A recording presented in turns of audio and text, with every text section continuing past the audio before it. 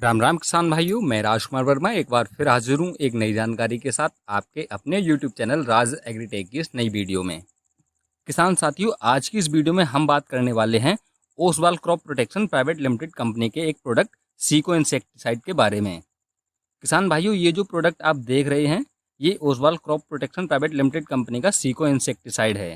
किसान भाइयों, धान की रोपाई शुरू हो चुकी है और अब से लगभग 10 से 15 दिन बाद एक ऐसी स्टेज हमारी धान की फसल में आती है जिससे कि हमारे किसान भाई बहुत ही परेशान हो जाते हैं, क्योंकि उस समय धान की फसल में तना छेदक का प्रकोप होता है जिसको हम स्टेम बोरर भी बोलते हैं। जिसको कंट्रोल करने के लिए मार्केट में उपलब्ध तरह तरह की दवाओं का इस्तेमाल किसान भाई करते हैं, लेकिन स्टेम बोरर को किसान भाई अच्छी तरह से कंट्रोल नहीं कर पाते हैं।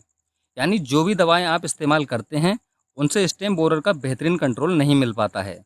और इसलिए आज हम लेकर आए हैं Oswal crop protection private limited company का सीको इंसेक्टिसाइड। ये आपकी धान की फसल में तना छेदक के लिए बहुत ही ज़बरदस्त इंसेक्टिसाइड है। यह इंसेक्टिसाइड तना छेदक के साथ साथ विभिन्न जमीनी कीटों को भी शानदार तरीके से कंट्रोल करता है। यानी हमारी धान की फसल में किसी भी तरह का जमीनी कीट भी नहीं लगने देता, जिससे हमारी फसल स्वस्थ तरीके से ग्रोथ करती है।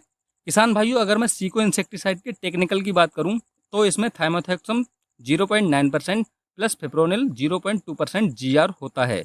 किसान साथियों, यह एक बेहतरीन कीटनाशक है जो हमारी धान की फसल में stem borer, early shoot borer, जमीन में लगने वाले विभिन्न जैसे दीमक, सफ़ेद गिडार, इन कीटों को भी बहुत ही अच्छी तरह से कंट्रोल करता है। इसके साथ ही यह धान की जो जड़ें होती हैं उनका विकास भी तीव्र गति से करता है। तो किसान साथियों, आप भी अपनी धान की फसल में सीको इंसेक्टिसाइड का इस्तेमाल कर सकते हैं, जिससे कि आपकी धान की फसल में किसी भी तरह के कीट का प्रकोप ना हो और आपकी फसल बहुत ही अच्छे तरीके से ग्रोथ करके चल सके। बात करें किसान भाइयों कि हमें सीको इंसेक्टिसाइड का इस्तेमाल कब और कैसे करना है तथा कितनी मात्रा में हमें इसका प्रयोग करना है, तो किसान साथियों, जब हमारी धान की फसल लगभग 15 से 20 दिन की हो जाती है तब आपको इसकी 5 किलोग्राम मात्रा प्रति एकड़ के हिसाब से इस्तेमाल करनी है। 5 किलोग्राम सीको को लेकर 40 से 45 किलोग्राम यूरिया के साथ अच्छी तरह से मिक्स करके आपको अपनी धान की फसल में बिखेरना है।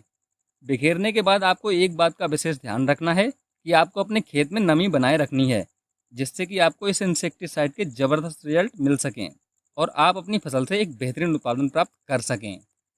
किसान साथियों, जानकारी पसंद आई हो तो वीडियो को लाइक और शेयर जरूर करें और हमारे चैनल राज एग्रीटेक को सब्सक्राइब करना ना भूलें। मिलते हैं एक नई जानकारी के साथ, तब तक के लिए नमस्कार, जय हिंद।